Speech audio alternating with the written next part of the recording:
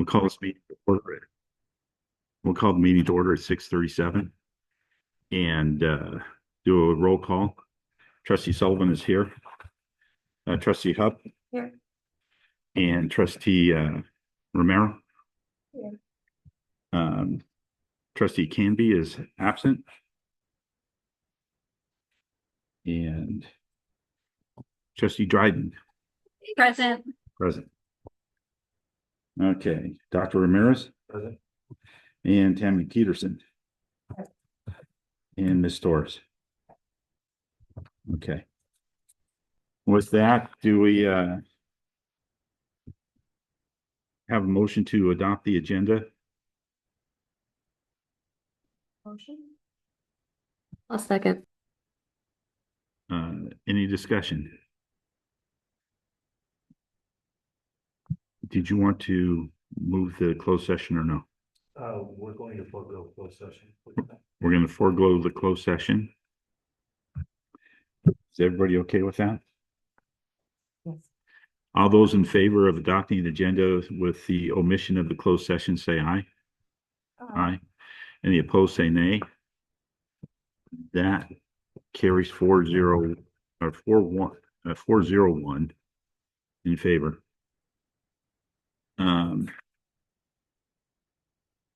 Item next, the official opening.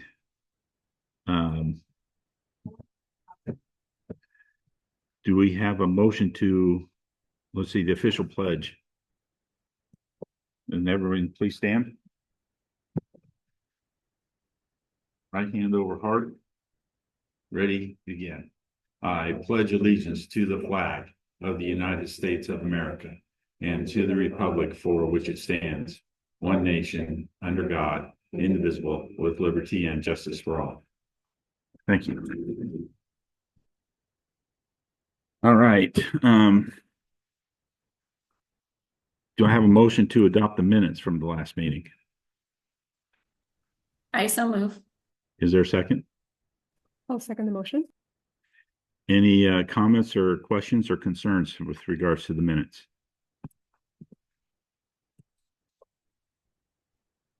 Mrs. Brighton motion and Mrs. Romero. Second. Yes. Okay. Hearing no comments or questions, all those in favor of adopting the minutes from the last meeting of February 18th, say aye. Aye. Aye. Any opposed, say nay. That motion carries 401 in favor. Next is superintendent's report. Dr. Ramirez. Thank you, Board President, Mr. Sullivan. Thank you, Board, for being with us this evening, and of course, Mrs. Torres, Mrs. Peterson. Wanted to just provide some information here through my superintendent's report on the following agenda items. I'll begin with just a couple of important events that have transpired since we last met. This past week of March 3rd, we held our Read Across America Week, where we were joined by a number of volunteers from the community. It's an annual event. It's a nationwide event. A lot of really great fun, definitely promoting literacy, promoting reading, promoting learning. And you see there just a few pictures. We were joined by members of law enforcement, of fire, some former students of ours who are now at Rio Mesa. You see them there. And I just want to express my appreciation for all the staff, but particularly for Mrs. Casey Lutz, our librarian, who coordinated read alouds and opportunities for various volunteers to come in and read to a number of different grade levels, particularly our little ones. They got a lot of fun out of it. We did as well, those of us who participated. And again, just a wonderful event that promotes literacy and was a great kickoff. Also in anticipation in a few months of our Scholastic Book Fair and other events that are promoting literacy across the board. And next, I wanted to put a spotlight on our Mesa mock trial team. They were in the Ventura County Championship this past Friday, where they finished second. I can't say enough. There aren't enough superlatives for what I believe has been the experience for these kiddos, just like it has every other year. It just continues to get better. I think I just want to express our and my appreciation for Mrs. Romero, for Judge Romero, for Ms. McKenna, and for, of course, the parents and families. But I can only say that Mrs. Romero, Judge Romero in particular, their dedication. I don't know how many hours they spend with kids, mentoring them, tutoring them, giving them just an amazing education outside of school, which I believe will only become more and more relevant and appreciated by these young people in the years to come as they look back on this memory. They were amazing. Both of the teams, I had an opportunity to view a few of the exchanges that happened. And when people in that room spoke to them, praising their efforts and those of the coaches, I couldn't agree more. Phenomenal, poised, prepared, both teams, of course, but selfishly in a biased form. We were definitely I was pulling for our kids, of course, but an amazing experience. And just thank you to all involved. But Mrs. Romero, who for years now has sustained this program, has pushed for it to be taken over by the county office, which happened, and has only grown to expand to many more schools and kids. I think I heard the participation was up over 200 students total in the county, just in middle school alone. So that bodes incredibly well for the county when we talk about where it began a few years ago, at least when we involved ourselves, when it was hosted over in Simi Valley, and then has now grown to being much bigger than that. I think Mesa and Mrs. Romero, Judge Romero, have been catalysts for that kind of change. So we're proud and incredibly grateful for your dedication and your efforts. Thank you. And I know you probably want to say a thing or two. I just want to say that we are very fortunate to be able to coach here, and we love it. It's really a passion that we have. And, one of the things that I've noticed is that a lot of people have this conception that mock trial is for students who are interested in the law or who want to be lawyers. But I don't believe that that's what mock trial is about. Mock trial is about teaching kids how to become better speakers in front of an audience, how to think on their feet, how to project their voice, how to enunciate, how to articulate their thoughts. And those skills are in a courtroom setting. They do involve the law, but they can carry over to so many other areas and settings. And so, in fact, a lot of the students in mock trial currently, I don't think that they aspire to be lawyers, but they get a lot out of what the program offers. So I think that that is something that is important. We do have very high expectations. I think that both Valley View and Mesa Union performed at such a high level. They could technically beat any high school here in the county.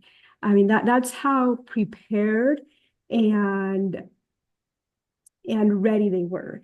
And it's something that we are very proud of, and we hope that it continues to grow. And even up until the championship, we learned so much. It's like, we could have done this, we could have done that. We need to work on this. And it's like, it's nonstop. I mean, people say the sky is the limit, but it's not the sky, it's space, and space continues to grow indefinitely. So we just hope that it continues to get better. Well, again, thank you so much for all of your sacrifice and commitment to Judge Romero, of course, Ms. McKenna, the parents and families, right, that brought their kids, supported their kids, that continue to be attentive. And, you see a picture there. Just amazing, amazing, amazing, amazing all the way around. And just a wonderful experience that I think, as I mentioned, kids will only value more and more as they grow older and look back on that experience and that time and the efforts they put in and the rewards they got out of it personally and collectively. So anyway, thank you so much for that. I wanted to move into just a few pieces here, just informing the board. We're in the midst of an LCAP renewal. I know last month we talked about the mid-year LCAP report. Next, we have for us a year two, preparing for a year two, that is. So first and foremost, we're going to reinitiate our educational partner advisory committee. I refer to it as a PAC because it's made of parents and family members to discuss the goals, the actions, and the corresponding funding that goes into the LCAP plan. I also have the Youth Truth Survey. We're expecting those results as early as this Friday. That window happened from February 1st to the 28th. It's an annual climate survey involving staff, parents, and students. And then our focus group, which is another group of students, of course, that provide us input and help interpret what some of those student results really mean. It's one thing to see things numerically, and it's quite another to hear specifically from students themselves who are able to articulate, share their experiences, and share the experiences of their colleagues and their fellow students here at Mesa. A couple of staff meetings ago, we had an entire session dedicated to students sharing their experiences and elaborating on those experiences with our staff from last year's results. Now we're going to see this year's results, and that process continues. So a huge appreciation to Ms. Kuklinski, who helps, who definitely organizes that and pushes ahead with the students. I'll be joining her as well, just to hear those things firsthand and engage with the students around how they experience learning and life here at Mesa. Next, I wanted to jump into a few items pertaining to a topic that I thought would be more or less put to rest, but that unfortunately has resurfaced. So I'll explain. As the board is aware, we have been on our way to equipping ourselves not just with electric vehicles, but also with charging stations necessary to power those vehicles. Well, the installation is complete, and we had been working under an assumption that we would move forward with commissioning those stations and set them to being operational. Unfortunately, we were presented with some challenging news, not on our end, but rather on the manufacturer and resellers end. I sent some information to the board as background, but in short, Nuvve, who is the reseller that we from whom we purchased those chargers, wound up experiencing some challenges with their manufacturer, at least one of their manufacturers, BorgWarner. That led to a halt to the commissioning of these two electric vehicle charging stations. So at this point, I engaged over the last 2 to 3 weeks. I engaged in a series of meetings with them to try to come up with a reasonable solution and one that would be in our best interest as a district. So we arrived at what I believe to be an outcome that, while not desirable given the circumstances, does position us well near term and long term. So I'd like to share what those details entail. Number one, we would receive 2 additional chargers equivalent in capacity and to the ones that we currently have installed. That would come to us at no additional cost from the reseller. They are going to be manufactured by a separate manufacturing company that partners with them as well. The lead time there is 8 to 10 weeks. We would be out We set the order in motion a week ago, so we'd be looking at that range of time. On our end, we would look to do two things.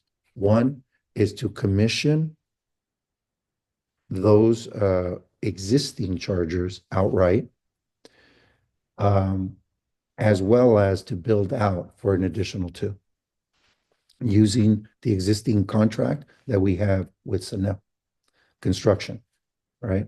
So last board meeting, we talked about recouping some savings as a result of that.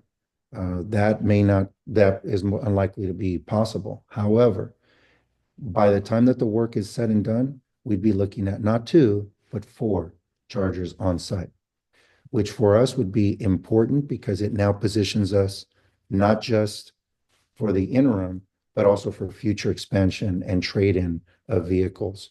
We still have at least one other diesel that we can look to replace in the future. So right now, we as a district would cover the cost of the additional installation, but they would effectively send us the two additional chargers with no additional cost, and we would circle back to commissioning the other two that are there now. And those would not be returned to the vendor. Okay. So all in all, we'd be looking at 4 charging stations at the conclusion of this project. Okay. It wasn't at all the direction in which I had anticipated going. We had made a number of, we had already been thinking about future expansion as part of the overall project. And so we are well equipped right now at a lesser cost than the overall project consisted of previously to be able to expand that way.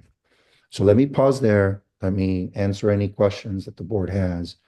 But I think given the circumstances, especially after they offered some other possibilities that would have also incurred cost to us and not nearly allowed us to move in quite this direction. I would call them half measures. But this, I think, is a better arrangement given, again, the circumstances that we find ourselves in currently. Can you say commission? Can you explain what you mean by commission? That's basically looking to activate the hardware, the charging stations. From an electrical standpoint, everything is set to specs, to specifications. They've been installed, they have been wired, and now it's a matter of having the company, Nuvve, send, or the manufacturer, BorgWarner, send engineers to ensure that they can be activated and functioning properly. The other thing I would add is that that's another way of safeguarding the manufacturer's warranty, which is a 5-year warranty. Because of the pending litigation between those two entities, right now, even our warranty is under question for those two existing structures or existing chargers. With the new chargers, that would not be the case because it's a different manufacturer, right? So what I pressed them for was to honor the original arrangement and the original sale and do so in a way that gives us that same warranty period as with these. So I hope that answers your question. So the electrical buses would be charged where at the moment? At the moment, we can't charge them, and that's the challenge. Right, we're at a standstill. We have taken possession of one vehicle. I've delayed the delivery of the second vehicle, which was on loan, or which will be on loan for a short period of time.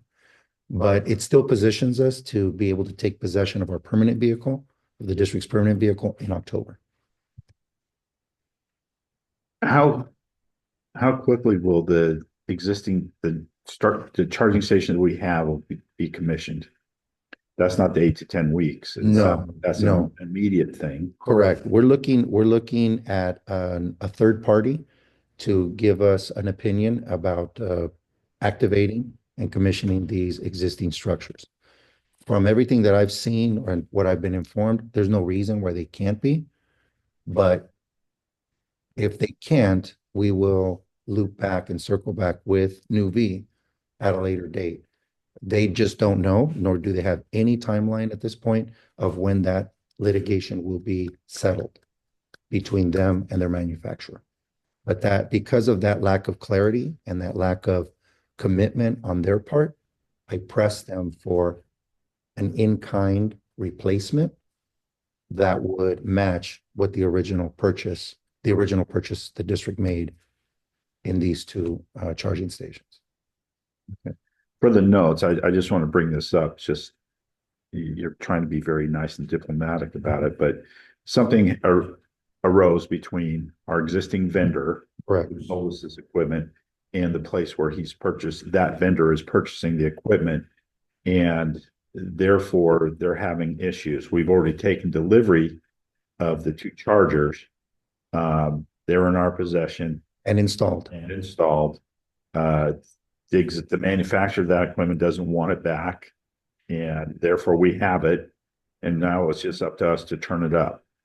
And there's going to be a different relationship with our vendor and a new manufacturer going forward. But who monitors the existing one once it's turned up? Is it going to be BorgWarner, or is it's doesn't matter? Are they still in the picture? That's a great question. We suspect, just our conversation internally with our business office and with Mr. De Leon, we suspect that BorgWarner may be going out of business.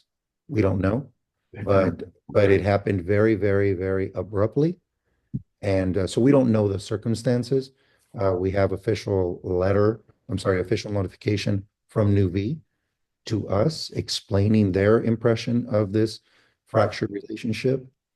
But we don't know is the simple answer on that. And without that clarity, we need to make some decisions. So we're consulting about the possibility of commissioning. By the way, there was an additional commissioning fee, which we have not paid, nor will we pay until the new chargers are commissioned and operation. Okay. So we're going to turn these things up. We're going to be able to use them. The bus will be operational in the interim. And we're still looking 8 to 10 weeks out for these two additional chargers. We're trying to do both, correct? Got it. And once they're all installed and set to go, we should be in great shape. It still remains to be seen is like, who's going to monitor the first two, right? And maybe would that contract be taken over by the new vendor? That's up in the air. We just don't know. But that's probably the most plausible thing. We just don't know. And I wish I could give you clarity. As soon as it comes to my attention, I will certainly relay that.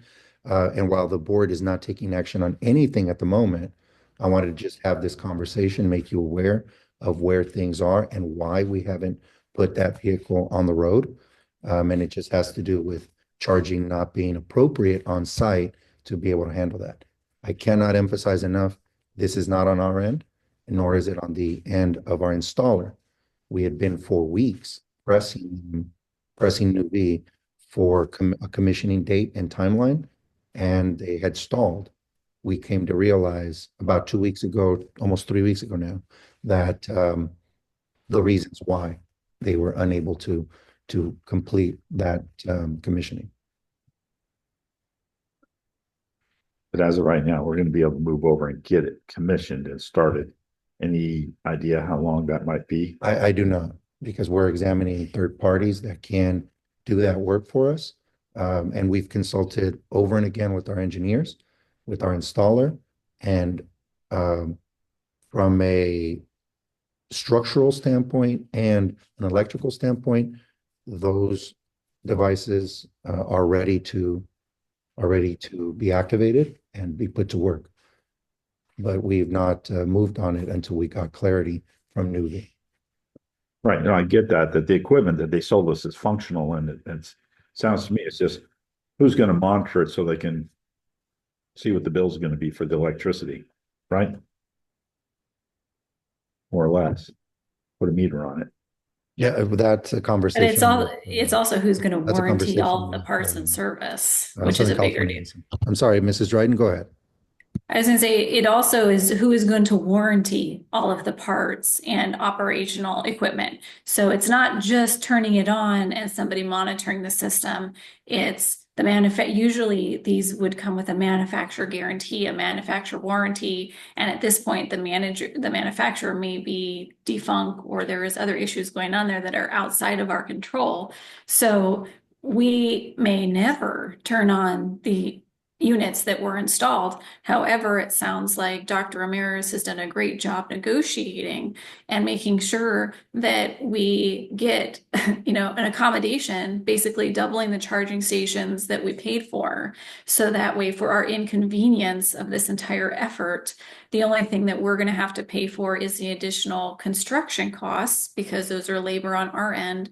But we would be able to double our charging stations at the end of this. It's just the timeline we weren't hoping for. Absolutely. Right. That is a fair recap of where things stand at the moment. So my next steps are to just explore all leads, to continue to stay engaged with Nuvve, to take possession of 2 additional chargers for installation, to work with Sunel to be able to complete that work, and to coincide and align timelines for construction, installation, and commissioning, so as to minimize the additional loss of time and effort in getting these vehicles on the road. And that 8 to 10 week clock started when? Last week, actually the week prior, because I authorized it almost immediately after I received the proposal in writing. And the board has received just a very small slide deck. I'll be looking at for some formal documentation from Nuvve, but that's where things stand at the moment. Okay, so I will be coming back to the board with additional information as early as April, but certainly sending information along in the interim. Not the way that we wanted to get to 4 charging stations, but I'm cautiously optimistic that we may be able to get there. Okay. So let me ask the worst case scenario. We're going to end up with 4 charging stations. Well, the worst case would be 2 operational. Would be 2? Mhm. I thought you said they won't even take them back. They won't, but if we somehow cannot activate them and have them operational, that would be the worst case scenario. But what would happen is we'd have the infrastructure to replace them at a later date. And then we can explore other grant opportunities and such to be able to lessen the cost for the district. But the infrastructure would be there to be able to then install and activate. That would be a worst case scenario. Correct. And that we would have access to the 2 new ones for 8 to 10 weeks. Correct. In the best case scenario, we wind up with 4 charging stations viable in the near term. And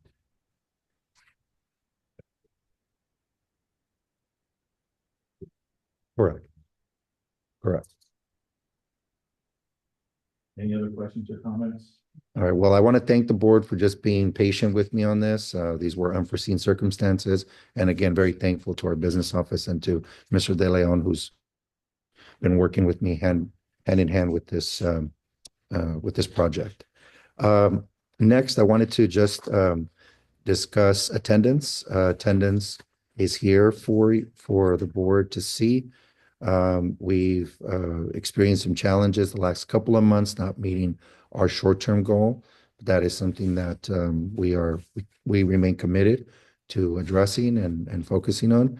And so we will continue to stay the course, providing notifications, meeting with families, providing information about just the importance of attendance, and obviously working with them as situations arise. Lastly, just a brief overview of some events. We have our science fair tomorrow. So, I'm sure some of you might even be in attendance. So looking forward to seeing you there. We also have 42 entries into the county science fair. And that's a combination of 50 plus students because they have the opportunity to do individual or in partnership. So, but I believe my numbers are right, that we have 42 entries. I'd have to look back at our records, but it's in range. We've had really solid participation, and my appreciation to Mrs. Spillane for all her hard work on that as well. This year, we've also Mrs. Hokamp in our after-school program has really dedicated time and attention so as to not conflict as we talk about time and effort around science fair. But anyhow, that's happening tomorrow. There will be an awards um, ceremony that evening, tomorrow evening, where some of our top projects will be recognized. On Friday, March 21st, we have our Jogathon, our PFO partnered PFO sponsored Mesa Jogathon. And then thinking ahead to April, 7th through the 18th will be our spring break. And then there's a lot going on in between. So that's not a holistic list, but it is one of just a few really important things coming up. And with that, I'll conclude. Oh, one last thing, March 17th will be a professional learning day for us. It will be a non-school day for students, but it is one that, we've had on the calendar now for quite some time for the entirety of the year. And so we're looking forward to sharing some of those outcomes as well. And with that, I'll go ahead and conclude my superintendent's report. Before we move on, any other questions or comments over the superintendent report? I have one quick one. This has remained with me for years. And tonight seems to be a good night to talk about it. That is, I appreciate the fact that we are involved in so many different things. I appreciate the fact that we have mock trials that have done that. I appreciate the fact that we're in the science fair and do that. I appreciate the fact that we're involved in sports and in so many different other things. And I'm grateful for the parents that help take on that responsibility, and the teachers that help support that. I've observed the minutes of OHUSD, and I see in the report from the members of the board and the people that come in and speak at their board meetings, it's only athletics. That's all I ever see. And education is worth about so much more than that. Like you were saying, Ms. Berman always said, there's so many facets that are taught in mock trial that don't even, the law is just a vehicle. The science fair project is just a vehicle to teach so many other disciplines. And I just really, really appreciate that. And I commend everybody that's involved in the amount of time that they put in. And that, we as board members also take opportunities to participate in that more than just athletics. No, thank you. And say that that's not important. yeah, no, and the only thing I would add to that, first of all, is I can't speak to Oxnard Union, but I will say as far as Mesa, we want our students to be well-rounded. We understand they bring many, many assets and talents to the table. We want to foster them in the athletic realm, but balance that with learning, academics, and other parts of who they are. Conversely, if there are students and children that are maybe apprehensive or reticent to join groups of athletic in the athletic field, we do want to encourage that just as a function of being well and collaborating and sparking an interest in a sport or in an activity. But by no means do we want to reduce students to one thing, right? We want them to be well-rounded, and we're pushing hard for that to be the case. And I will also compliment back that I've worked with other school districts, and Mesa in particular. All of you have had your contributions, and I mean all of you as trustees, in events, in community, here at Mesa, lending your time, your expertise, and that's appreciated because I think that allows you all to have a different vantage point about who we are and what we're capable of doing. So I do appreciate that. And my job, I view at least in part my job, is to highlight the good work that our staff puts together the commitment that our families bring, and the reason why they come to Mesa, right? Having other options available to them sometimes. But I'm very grateful for them. And I view it as, again, my job to highlight their work and try to represent it in the best light possible. Sometimes we don't see it, and it's my job to unearth it and share it with you and with the public. So I'm grateful to have these opportunities to do so. And I'm grateful for all of your commitment. And I think we all want just well-rounded individuals capable of doing great things once they reach adulthood and beyond.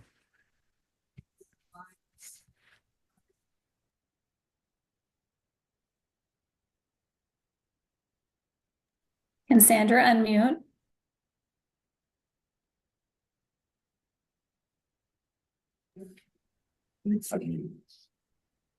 I was mentioning how just along those lines, how just recently we had a conversation with some parents who were interested in starting a club. But this club, it would be a financial literacy and current events club. And I think that's a fantastic idea because it's so important. I think Dr. Ramirez has brought this up in the past where it's important to teach kids about how to manage money. And I think the year 2028, the state is going to require all high schools to teach at least one semester of financial literacy to high school students. And that's going to be a requirement before they graduate from high school. So I think that starting something, a club, informal club about this topic, including current events, would be something that should, attract students, possibly. Anyway, thank you very much. Let's move forward. And that kind of, what my comment kind of blends in with the next section, which is correspondence, board members' reports, communications, and board members' interests and concerns.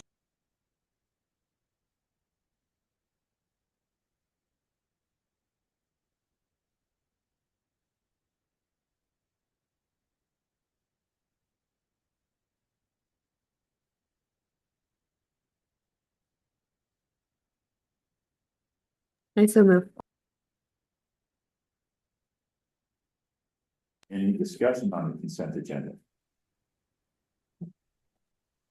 I had one thing that I brought up to Dr. Ramirez in advance regarding the check register. So I didn't know if you wanted to just give a sentence just so that it's on record.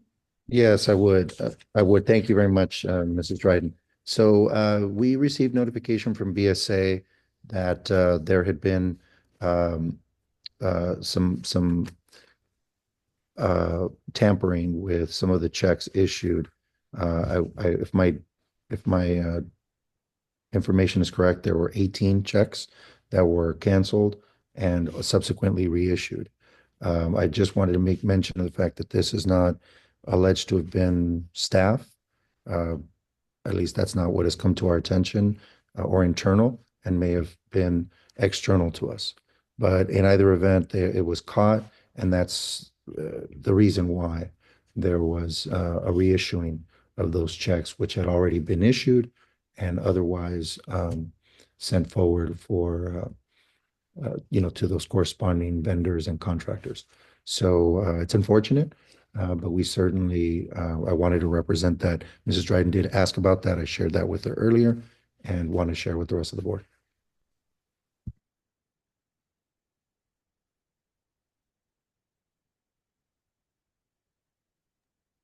Mr. Sullivan, you are on mute.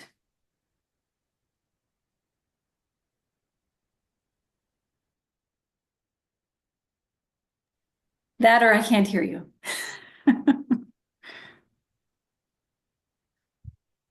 I hit the wrong button when I was trying There you to. go.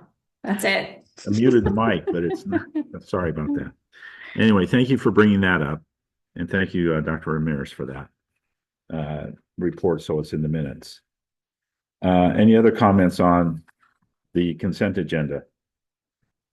Hearing none, all those in favor of adopting the consent agenda, say aye. Aye. Aye. Any opposed, say nay. That motion carries 401 in favor.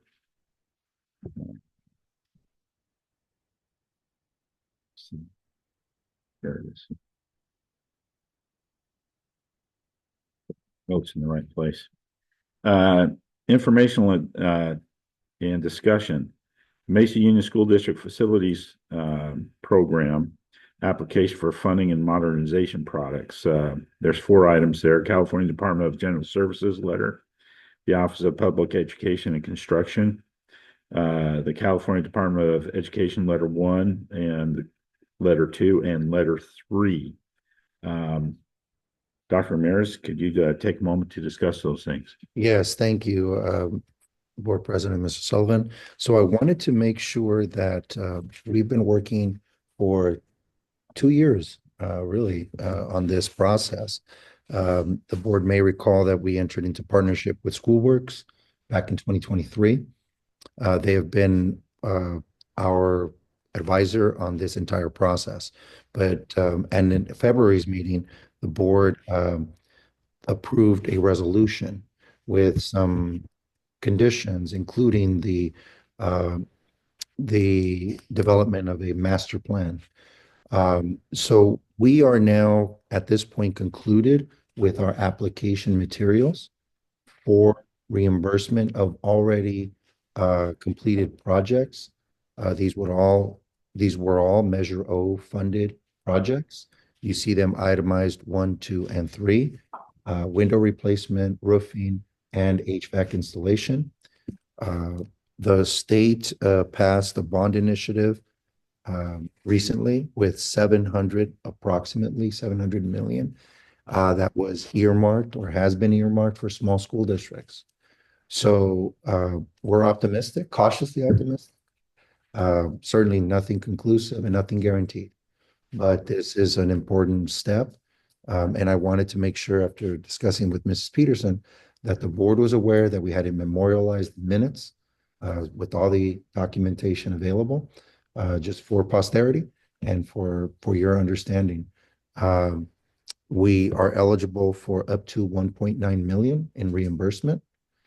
The range is anywhere between 1.8 and 1.9 million of eligible funding, which for us would be an immense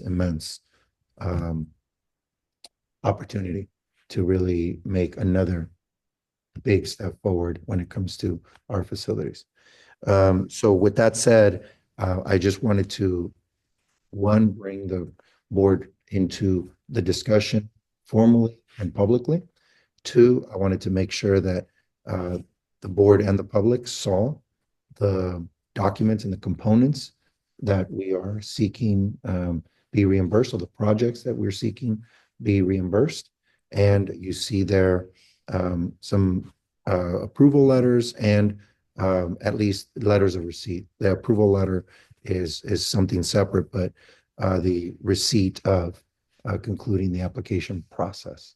So at this point, we are waiting. At this point, we are remaining optimistic and, really hoping for a good outcome for ourselves, which would be significant. So I don't know, Mrs. Peterson, if you'd like to mention anything in your report. No, I think we're positioned well as it relates to Proposition 2, which the voters passed in the fall. And currently, OPSC is working through the requirements for reimbursement, and then it's basically waiting to see what happens. Okay. So fundamentally, this is just memorializing that with the application has been submitted and all is in line. We're in line. We've been approved for all these projects. And my question is, historically speaking, how long does it take them? Will it be done this year that they make all those allocations, or is it going to take multiple years for them to make these allocations? If I had a crystal ball, No. Historically speaking, there. how often do they make these allocations? Like you said, $700 million. This is embedded in Proposition 2. Right. It's how quickly the state sells these bonds, and then how quickly reimbursement takes place. And there are position falls based upon the criteria that's established. We're still working through that criteria. Historically, we've not seen anything as focused and directed towards small school districts. as what's included in this particular proposition. So that's good news, being a small school district. One of the items was to allow small school districts also to engage with consultants. We're fortunate because that's something that's really not needed among the five small school districts in Ventura County, because we have a director of maintenance on staff who helps oversee those projects for us. So we positioned ourselves well to be prepared to move and be in a position where we can receive reimbursement. One of the other things that the criteria that they're placing is having master plans in place. Mesa's already done that. So all of these things that we work towards certainly will help us as we position ourselves for potential reimbursement. It just depends on how many other districts have applied and how far that $700 million. I wanted to highlight two things that Mrs. Peterson mentioned. About 2 weeks ago, I met with a counterpart of mine, small school district superintendent. We met with the executive director of the Small School District Association, a gentleman by the name of Yuri Calderon. He just came into his position rather recently, late last year. And in any event, I can't emphasize the point that Mrs. Peterson mentioned enough, which is there has never previously been a set aside for small school districts. And I think it was small school district association, as well as other advocacy groups who really made that a priority, because our challenges, our opportunities and constraints and everything in between are uniquely different. Schools that operate with 2,500 or less enrollment is actually a vast majority of, not a majority, but a great number of districts across the state. And yet our priorities or our needs are just uniquely different. We, as a school district, moved also ahead with a master plan. Speaking of positioning ourselves, that is great, but our master plan does look different than you might see in other school districts where their bonding capacity is much greater and they can think in more aspirational terms. For us, it's about maintaining infrastructure, expansion of buildings, portable replacements, things that are true of other districts, but uniquely so of small school districts. So I feel like he's doing an excellent job of advocating for our school districts, and the state legislature appears to have listened in the state, and I mean, in the sense that they set aside the 700 million, which for us is incredibly promising, I guess is the best way that I can put it. So yes, by way of this reporting, it's an informational item. There's no action needed on the board's behalf, but it was important that you be made aware of what's in play and where we stand in the process. Thank you. Any other comments? Hearing none, let's move on to the action items. Consideration of approval of the BYD ride lease agreement. Can I get a motion? I'll make a motion. And a second? I'll second. Any comments or discussion? Mr. Sullivan, I just wanted to indicate that this lease agreement is for a loaner vehicle to bridge the time that we have from now through accepting the ADA compliant vehicle, electric bus that we're supposed to receive as a district on or around October of this year. So we're still working through some details here, but right now this is a zero cost lease that would allow us, or at least zero cost in terms of any monthly installments. There won't be none of that as part of this. And we're still sorting through the details of that.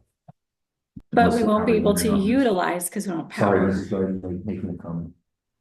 I was just gonna say, but we won't be able to utilize this until we have a charging station. So it would just whenever we get a charging station, whatever the time is between that and getting our new bus, will be filled by this basically loaner, because we're getting there. There's no like monthly lease. So as long as we stay below 2,000 miles a month, our lease is $0.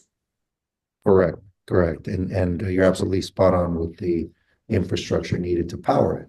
which we were expected to take delivery 2 weeks ago now, and I had to push off till at least the end of March, contingent the second phase of this project. Any other comments or questions? Hearing all those in favor of approving the BYD ride lease agreement, say aye. Aye. Aye. Any opposed, say nay. That motion carries 401 in favor. Consideration of the adoption of the second interim report for the period ending January 31st, 2025. Do I have a motion? I so move. And a second? I'll second the motion. And I see Ms. Peterson over there just chomping at the bit, trying to say something. Ms. Peterson. Good evening, members of the board. It's my pleasure to present the second interim. And I'm sure, as you are well aware, this is the time of year that we recap changes from adopted budget to first interim, and we're now at second interim, quickly preparing ourselves for estimated actuals and next year's adopted budget. And as we look at our enrollment at adopted budget, we anticipated approximately 597 students in the current year, and we find ourselves at second interim with 595. In 25-26, we were projecting 586 students at adopted budget and 568 in 26-27 at adopted budget.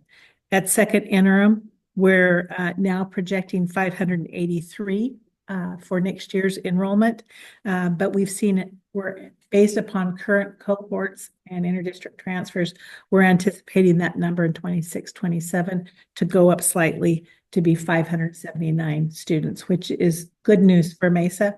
Maybe the cliff won't be quite as steep, although as Dr. Ramirez and I were working to preparation of the second interim and then even looking into the future for adopted budget, we do anticipate that cliff to be there in 27-28, and we have projections that we're working on currently, just because we do have much smaller cohorts in our lower grades, and so we will address staffing needs and those types of things at that point in time. When we look at our projected ADA at adopted budget, we projected 560.19, and currently based upon the most current information that I have, we're estimating 563.27, so up slightly. Even though we've seen a slight dip over the last couple of months, we're still reporting strong numbers, and we're hopeful that at P2 we'll meet the goal of 563.27. As we look to 25-26, we're projecting 551.59, and in 26-27, 547. So almost 15 more ADA in that 26-27 year as compared to adopted budget. So again, that's really good news for Mesa. When we look at our unduplicated pupil count, we've seen an increase since adopted budget. We're now projecting 42.24%, and fall census has been certified, so we don't anticipate any future changes to that number. And then in 25-26, it's gone up to 43.59%, and in 26-27, 44.39%. Those changes are very important just because of the supplemental piece of supplemental concentration funding that we do receive. We don't qualify for concentration because you have to have greater than 55%, but every percentage point that you go up creates more opportunities for additional dollars in LCFF funding. When we look at our cost of living adjustment, there's not been any change in the current year. It's 1.07%. It drops slightly based upon the governor's January budget proposal to 2.43% in 25-26, but then pops back up to 3.52% in 26-27. We won't have a definitive COLA probably until late April, first part of May, when the governor presents his May revise. So we'll revise our numbers at estimated actuals and adopted budget at that point in time. When we look at our LCFF funding, at adopted budget, we anticipated almost $6.6 million. But it's up to $6,645,000. So $54,000 more than what we anticipated at adopted budget. In 25-26, we're anticipating almost $37,000 more dollars. And in 26-27, again, another $47,000, and that's due to the increase in ADA. And remember that we're held harmless. We're funded at the higher of current year, prior year, or the average of the 3 prior years. And as we move out, this is our high year. So each year that we move out, we see that percentage of funding go down slightly, just because it's a 3-year average rather than the prior year. And that's why we're seeing not quite as strong numbers in 26-27 as you would think you would have, because of an increase of 15 ADA as compared to budget adoption. But that's because of the hold harmless parameters of LCFF funding. When we look at our total revenue, LCFF again is up by $54,000. Federal revenue is only up slightly, about by $8,000. Other state revenue is down slightly. ELOP funding, some of the projections that we had for the current year came in less than what we had anticipated. So we see a slight drop in state revenue from adopted budget. And then other local revenue, we actually have seen a greater increase, and that's predominantly because of the higher enrollment that we have this year and the higher ADA. We've captured much more of the AB 602 dollars, and those come through as being local, even though it's a state funded mechanism, because it goes to the SELPA and then is passed through to us. We see it as local revenue. And so we have an increase of $175,000. A portion of that is due to Mesa's increase in AB 602 dollars, Golden Valley's increase in AB 602 dollars, because they're actually also seeing higher numbers. And then also because of the budgeting of safety credits and ergonomic funding. We normally don't include those at budget adoption just because of the uncertainty of the carryover amounts. And so we have included those in the current budget. When we look at total expenditures, certificated salaries are up by about $117,000. Mesa has had several long-term pregnancies. And so we've had long-term substitutes this year. And so that's why we saw a greater cost for certificated salaries than what we thought at adopted budget. And then for classified salaries, that is actually down slightly by about $27,000.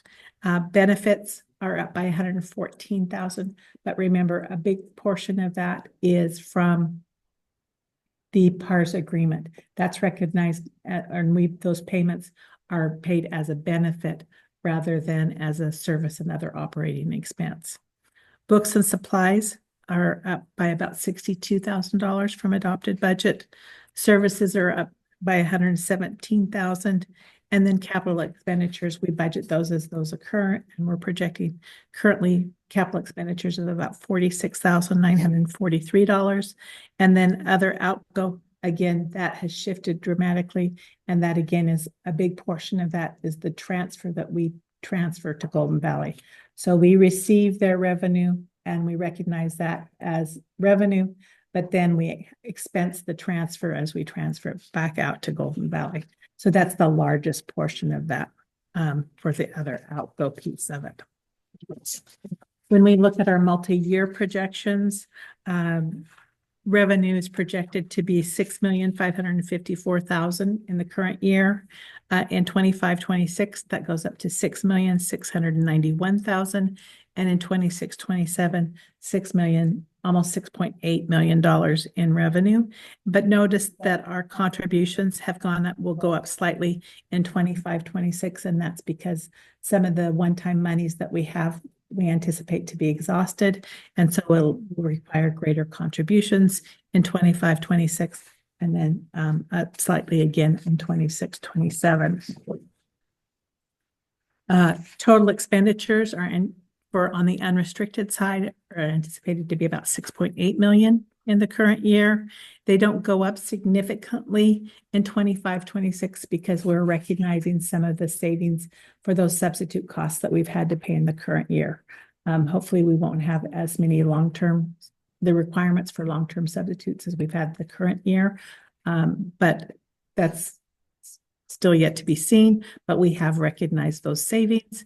And then in 26-27, we anticipate things to go up, or expenditures to go up to almost 6.9, almost $7 million. When in preparing the budget, we always use CPI for books and supplies and services and other operating expenditures. That's a consumer price index. And then I always include a 2% year-over-year increase for certificates and salaries for steps and columns. And then classified sees about a 1% increase year-over-year, just for steps and columns. When we look at our fund balance, we are anticipating deficit spending this year of about $284,000.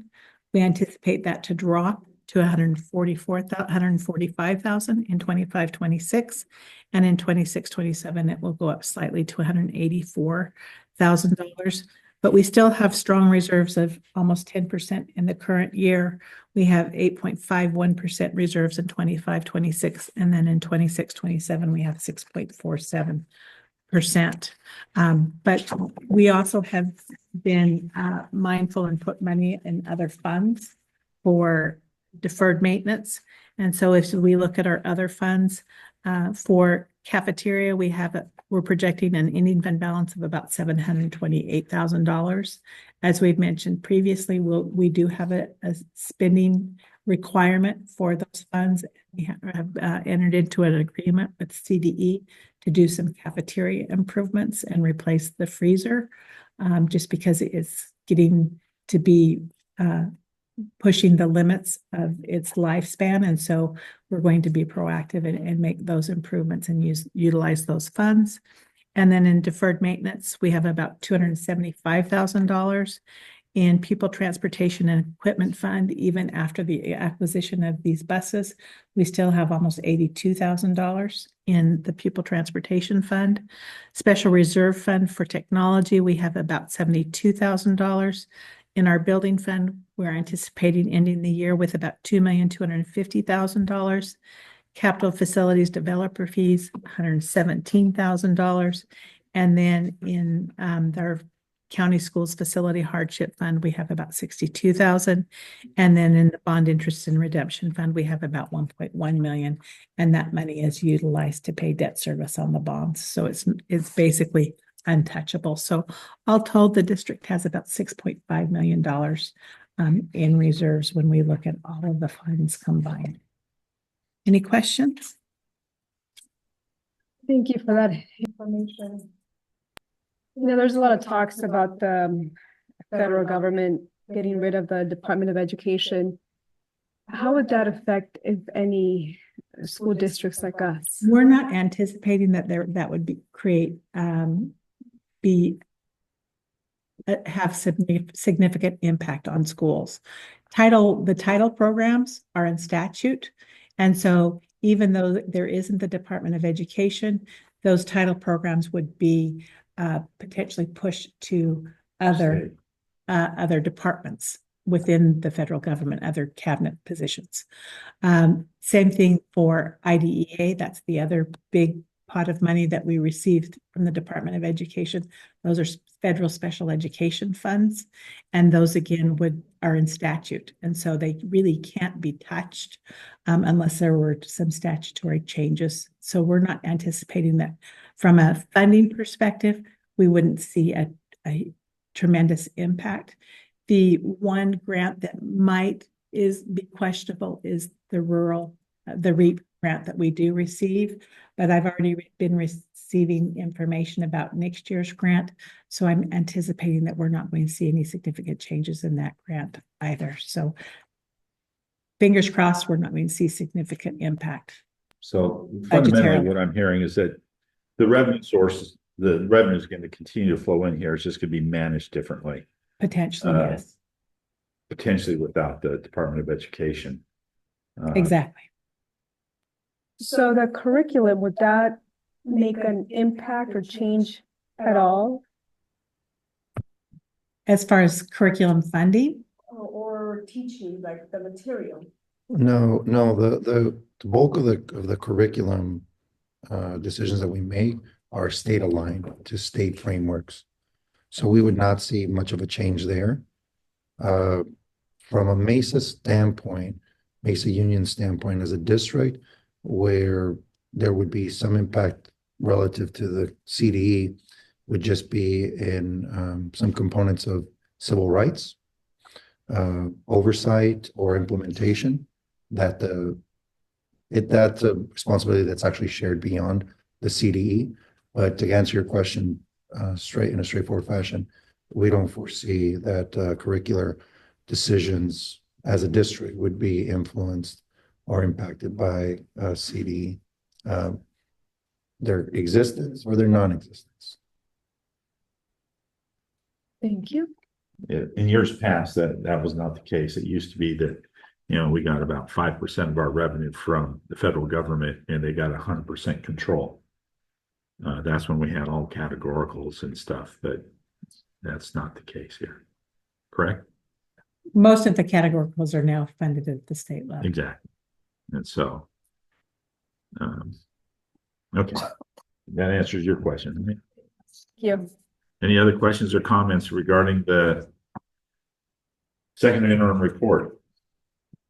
Hearing none, all those in favor of adopting the second interim report for the period ending July 31st, 2025, say aye. Aye. Aye. Any opposed, say nay.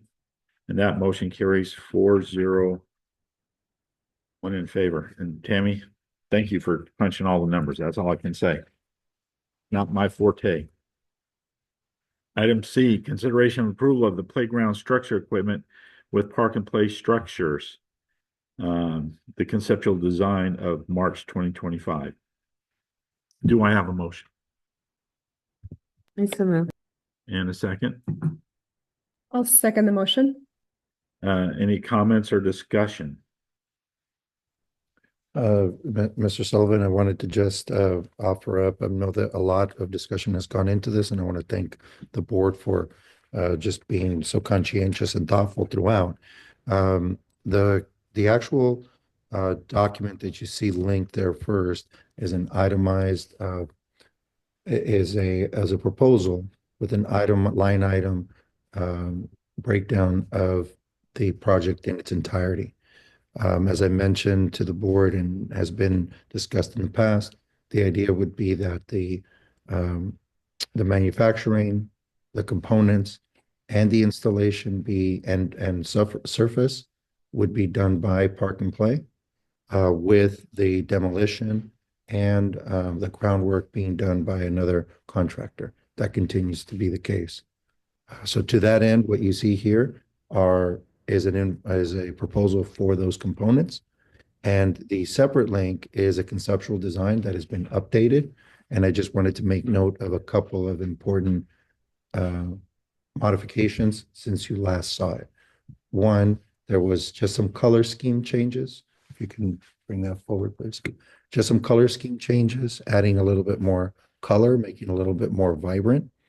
The other thing was to an apparatus that's there. Maybe go down 2. There. You see it there in the lower half. That apparatus is in the prior rendering was a dual, and now it's 4 seating for 4. Okay.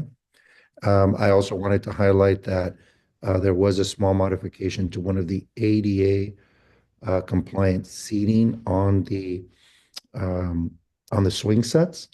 There are 3 bays with 4 tandems, 4 swings that can be done, in pairs, if you will. They can be done individually, but they're also appropriate for pairs, increasing capacity.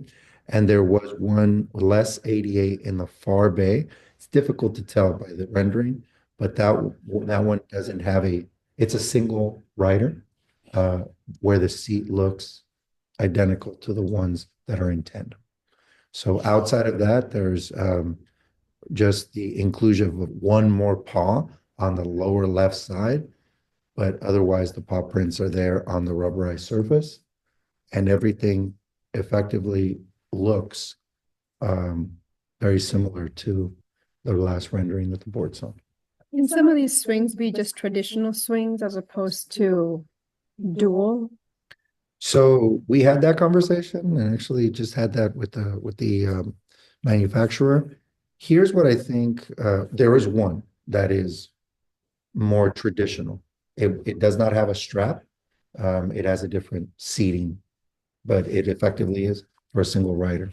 The other one that is ADA inclusive is also for a single rider and could easily be ridden by another student. The purpose behind the tandems, and I've come around to that notion, is it's intended to really promote collaboration and partnership. That's the intent. Can children ride on it alone? They can. But I think it's important to highlight that for children, that because they naturally come to it together. If you see on any one of our playgrounds, most of our children learn how to play on their own, but that's not their instinct, especially when they're at their youngest stage. Over time, they learn how to play, and there's nothing the matter with that. There are children who are introverted. So if they wanted to do that, if they wanted to ride alone, they certainly could. But the idea here is really to promote wherever and throughout inclusion and partnership. So, it was something that I debated. I'll just speak for myself on this one, but I really think that it's worth moving forward in that direction. In the future, if this were to be an abject failure, number one, I'll own it. Number two, these can be replaced for singular, right? If absolutely it turns out to be a bad idea, right? But I think it's worth stepping in this direction because I think it's worth promoting the kind of engagement, partnership, collaboration, partnership with kids that they naturally bring, and that unfortunately sometimes structures start to help them unwind. And I would argue that that's to their detriment. So anyway, that's the rationale in terms of why the bays look as such. And I know Mrs. Dryden had sent me a prior message, and I went back double and triple checked, and I believe that there is that standalone for that child that maybe just needs a little different encouragement and would like to ride alone for a season or two. But there is that option as well. My observation, though, is that in talking with the yard attendants, is that there's always a line. It's timed, and so we're quadrupling the amount of seats that are available to be used during recess. And so the capacity of what we can do, and perhaps even lengthen the time of each of the students, I think is also something to be considered in here. That, let's work together and teamwork. I like the concept. You're right. If somebody wants to go solo, they can go solo. Yeah, and from a capacity standpoint, I mean, it's just an apples and oranges comparison. Yeah. And the other thing that we'll get to with my staff and with our staff is we need to teach the kids how to use the equipment. I don't think that it's a foregone conclusion that every child will know how to treat the equipment, how to interact with the equipment. So I think that puts the onus back on us as the adults to be able to really step up and model for them and work with them on how to use the equipment best in a respectful, responsible manner, but also in the spirit of collaboration and teamwork. Okay. Just for the record, the numbers that we're looking at for the play and park equipment, that number is about $386,680. And for the demo work and the construction work, that number is about $110,000 to $125,000. I wanted to provide a range, and to Right. your point, Mr. Sullivan, I just got a proposal today, which we will be prepared for April. Right. April's board meeting on the other component of this, which is the demolition and the groundwork. that's going to be necessary to make that foundation suitable for installation. Okay. And we're looking at right around that 110 marker. We're trying to just keep it as modest as we can. All right, any other comments or questions? Okay, Yes, hearing all those in, Mrs. Dryden. Ms. Dryden. I was just gonna say, I there appreciate she how is. much, I'm here. I appreciate how much thought and consideration, not just by Dr. Ramirez, but by various members of the staff to really look at the inventory, make sure that there was a wide variety of elements to this play structure so that kiddos of all types could have some kind of safe haven or some sort of, thing that really let them have a great time out on the playground and unwind. And so I think, I definitely picked on the swing, but like I think those are those things that added to that collaboration and added those things because we just want to make sure that every kid will have some part of this playground structure that is made for them. This was built for them. And so I know that everybody really worked hard on making sure that that inventory represented our entire student body, and I thank you. Thank you.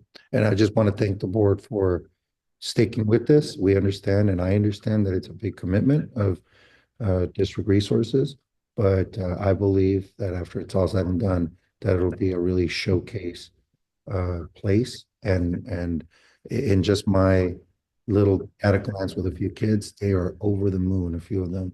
And just as I've snapped, including the Torres girls, who I think bear a lot of weight in how this design plays. So I just say that to you because our kids are excited. I think the board will be very, very well positioned to see that, and more to come on that because I think that this is worthy of a nice showcase and a public gathering once it's ready to be put into use. So anyway, more to come on that. But for the time being, I just want to thank the board for staying engaged and asking critical questions throughout. I have two more questions. One, how is this being funded? This will be Measure measured. O bonds? Correct. Okay, just want that for the record. And two, with tonight's vote, if we vote in favor of this, does that initiate the construction of this and we move forward? Because you mentioned about coming back next Yes, month. correct. I just want to be thorough with the other part of this, but this is the major component, and it's what sets in motion the ability to be able to then work through with a contractor on the demo and the groundwork, which we've already been exploring. Okay, anything else? Hearing none, all those in favor of approving the playground structure agreement with Park and Play Structure, say aye. Aye. Any opposed, say nay. That motion carries 401 in favor.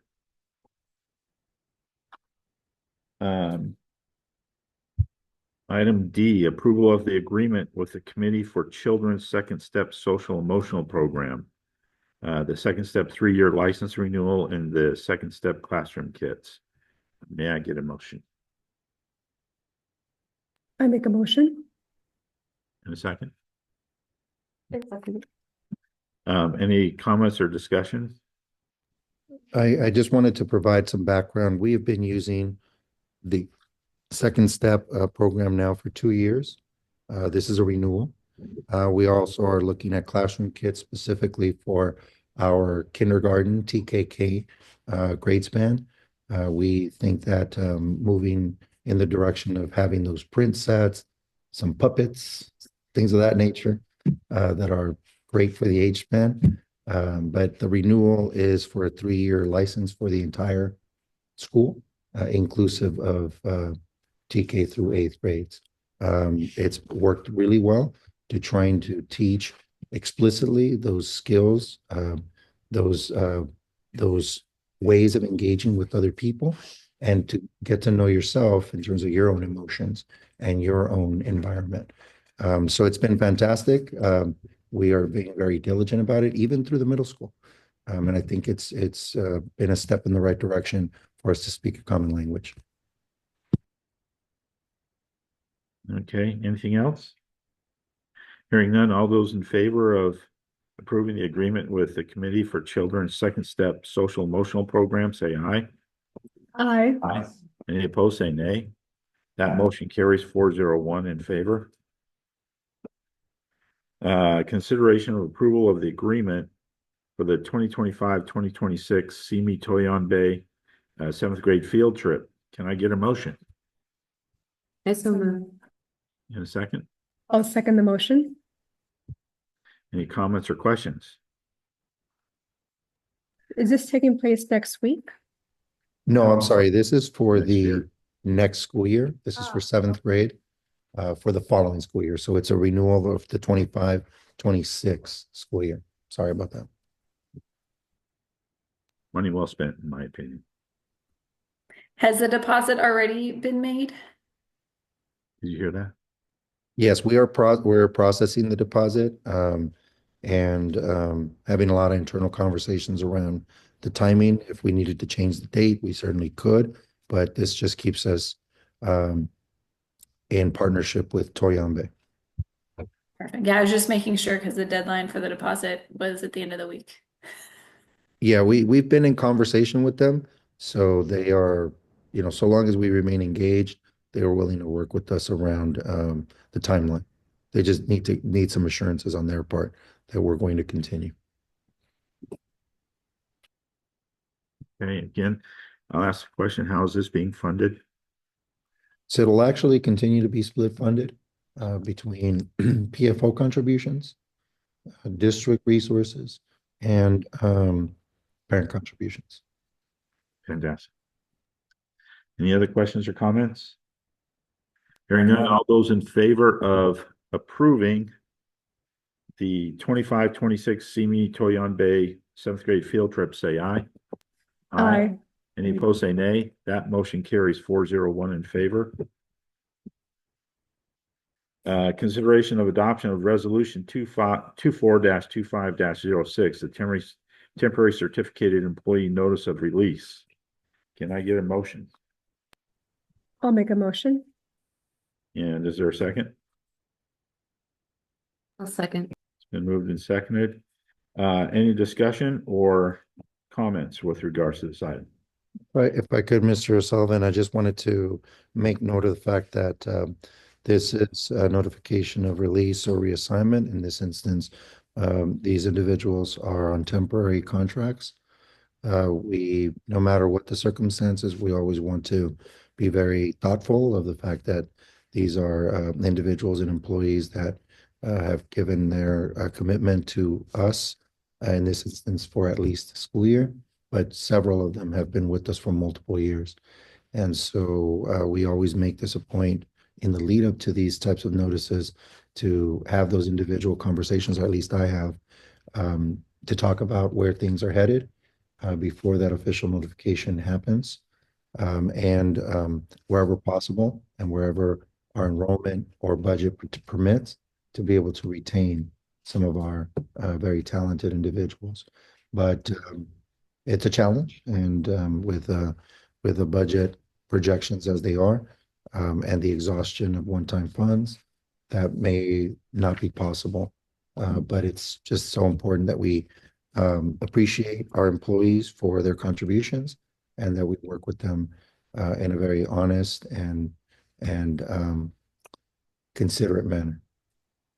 If I could add to that, is that we're also obligated statutorily to notice by the middle of this month. Right, by March 15th is And the so deadline. that's why we're meeting tonight versus our regular meeting time. Otherwise, we'd miss that. That is correct. And it's become a regular part of our board agenda on an annual basis.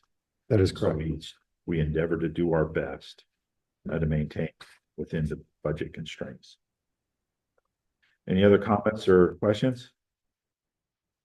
Hearing none, all those in favor of adopting resolution 24-25-06, the temporary certificated employee notice of release, please say aye. Aye.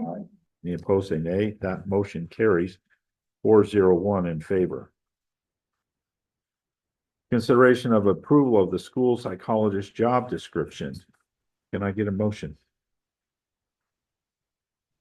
I'll make a motion. And a second? I'll second. Ms. Dryden is seconded. Any comments or discussion? This is language. This is language. I'd like to just offer up that this will be done in two parts. This is the language of the job description.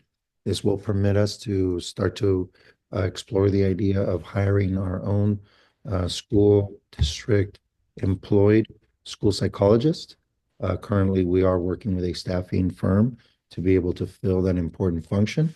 We are splitting that role with Mupu School District at an 80-20 split, Mesa retaining the 80%, which is on average 4 days a week. The second component of this would be to finalize a salary schedule, and we'll have to meet and confer with our union to complete that part. But I am anticipating being able to bring that forward in April. Which union? Our MUTA, our certificated union. Mhm. So. In the past, any funds that we had spent in this area were they included with the waiver? That discussion? Yes. So normally this is a pupil services credential, and so you use a different function rather than an instructional function. Yeah, but we're going to take a hard look at that because the way in which this job has looked for us over the last 3 years. Bear in mind that 2 years ago, we started what wound up being a 2-year partnership with the county office for these services. And this year we've gone with a staffing agency. If we're successful in bringing our employee on board, this does look different than it does in many other districts, where the function is almost exclusively limited to assessment and evaluation for special education. This person here does provide direct services to students in and outside of the classroom. So I'd like to explore that a little bit further with Mrs. Peterson to see where that all fits. We want to do it with integrity, but we also want to acknowledge that our role looks different than it might in another district. Okay. Any other questions or comments? Hearing none, all those in favor of approving the school psychologist job description, say aye. Aye. Any opposed, say nay. That motion carries 401 in favor. Consideration of approval of the service agreement with Frontier. May I get a motion? I so move. In a second? I'll second the motion. Oh, Jamie, was that you? She motioned, she was doing So I just wanted to Well, clarify. trustee Hupp and I said it at the same time, so. Okay, so just for the record, are we attributing the motion to Mrs. Dryden? Yes. Okay, so Mrs. Dryden with the motion and Mrs. Romero with the second, correct? yes. Thank you. Okay. Discussions, the Frontier agreement. I want to represent just a question that Mrs. Dryden posed previously that I want to make the whole board aware. The question was, how does this fit in terms of rates relative to what our existing contract might be? This is a renewal, and I'll have to investigate that a little further. What I can say is that through our partner, our consultant Infinity, they put this out to bid. They received 2 bids, one from Frontier, one from Spectrum. But just to give you, we're moving forward with the 1 gigabyte speed. And in comparison, this is $780 a month, whereas Spectrum came in at $1,109 a month for a duration up to 36 months, with escalating costs depending on bandwidth speed. So just in comparison, one bid to the other, Frontier came at a much lower cost. It happens to be the network that we are partnered with now anyhow. So I think that is a competitive way to go. Is this the service this is internet service, is that correct? Internet service. It was once via CCOE is Right. moving away from providing those services. And so once all of the extensions have been exhausted, each one of the smalls has been required to go out to bid for. internet services. So Mrs. Dryden, that begins to answer your question about provider. But in this case, we are moving forward with that. I know that the county office has previously partnered with Frontier. And so it would be a continuation of that partnership. But I just wanted to bring the board up to speed as to why moving forward with Frontier would make sense. It's at a lower cost based on a bid that was put out by Infinity. I have two questions on this. It is potentially for 36 months, but what is the bandwidth? Is there a guaranteed rate that they're providing? We're purchasing 1 gigabyte speed, but they are capable of going increments of 2, 5, and 10 at an additional cost. Okay. Does this also include phone service? That I know that we're using internet-based phones, VoIP service, but they're not providing that service. We're getting that from another party. Who's providing the VoIP? That's a good question because Being that would have to carried do over with this. internet speed. So Right. I'd have to confirm. So But I'm assuming that it would be the same provider. well, I don't know if it's the same provider or not, I'll have to double back on that. but you know, if that is the case, you know, that'd be fantastic. If they were also providing the voice service. So. Okay. Any other questions or comments? Hearing none, all those in favor of approving the service agreement with Frontier, say aye. Aye. Aye. Any opposed, say nay. That motion carries 401 in favor. Item 13, personnel. Consideration of approval of the FMLA leave request for employee number 255 effective March 24th, 2025. Do I get a motion I'll make a motion. and a second? Second. It's been moved and seconded. Any comments or discussion? That's still that date, March 24th? Things change, you know. Now, that's still the projected date, and we've set a couple of different messages to respective parties to aid in the conclusion of one transition and a message to parents, the start of a new one. Okay. Any other questions or comments? Hearing none, all those in favor of approving the FMLA leave request for employee number 255, say aye. Aye. Any opposed, say nay. That motion carries 401 in favor. Items for future consideration is the LCAP update and the future meetings, and I apologize once again. I had my mind, it was tomorrow night. This last week was nuts for me. So that's why I missed Friday. So anyway, April 22nd, 6 p.m. here, regular board meeting, May 20th, regular board meeting, June the 10th and June the 12th is a special board meeting. With that, anything else? Meeting is now adjourned at 8:10.